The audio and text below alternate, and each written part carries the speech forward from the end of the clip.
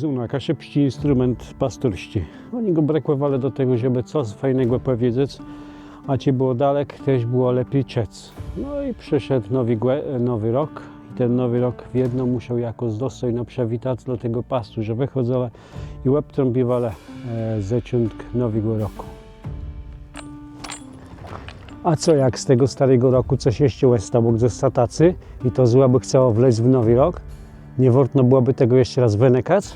A może damy radę.